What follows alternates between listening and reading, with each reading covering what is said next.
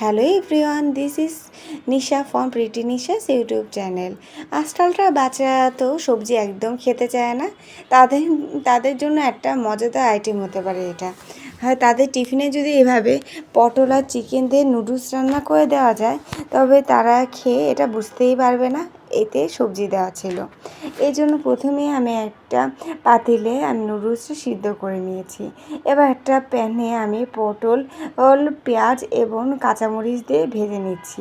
যখন পটলগুলো একটু লাল লাল হয়ে আসবে, তাতে আমি দিয়ে দিব কেটে রাখা চিকেন। এরপর দিয়ে দিব স্বাদ মতো লবণ, হাফ চামচের মতো মরিচের গুঁড়ো, হাফ চামচের মতো হলুদ গুঁড়ো এবং দিয়ে দিব এখানে আমি সয়া সস এখানে আমি মূলত 2 টেবিল চামচের মতো ইউজ করেছি।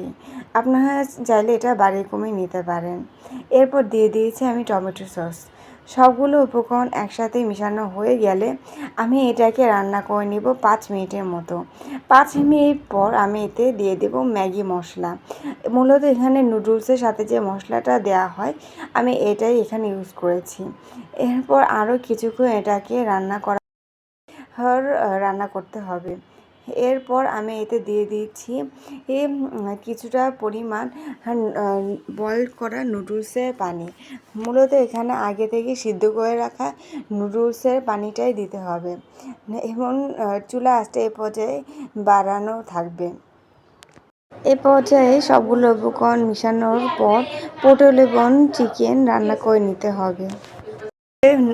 পটলটা সিদ্ধ হয়ে এলে এবার আগে থেকে বয়েল করে রাখা নুডলসটা ছেড়ে দিতে হবে এবং সবগুলো উপকরণ ভালো করে মিশিয়ে নিতে হবে। নুডলসের সাথে আগে থেকে প্রিপেয়ার করা পটল চিকেনের গ্রেভিটা যেন ভালো করে মিশে সেদিকে খেয়াল রাখতে হবে। এরপর মেশানো হয়ে গেলে আমি নুডলসের বাকি মশলাটা এখানে দিয়ে দেবো এবং ভালো করে মেশাতে থাকবো যতক্ষণ না এরকম একটা কালার আসছে, ততক্ষণ আমাদের সবগুলো উপকরণ মিশিয়ে ফেলতে হবে। কিন্তু খেয়াল রাখতে হবে যেন নুডলসটা বেশি নাড়ানোর জন্য ভেঙে না যায়। যখন এমন একটা কালার চলে আসবে, তখন উপর থেকে নামানোর আগে এই লবণ স্বাদ মতো দিয়ে দিতে হবে। সো গাইস, তৈরি হয়ে গেল মজাদার আর পটল চিকেন চাউমিন। এরকমভাবে যদি বাচ্চাদের টিফিনে দেওয়া যায় বা বাসায় মেহমান আসলে যদি পরিবেশন করা যায়, কেউ বুঝতেই পারবে না যে এই চাউমিনে পটল দেওয়া হয়েছে। খেতে এতটাই দারুণ হয় যে সবারই এই নুডলসটা খুবই পছন্দ। আমি প্রায় বাসায় এটা বানাই।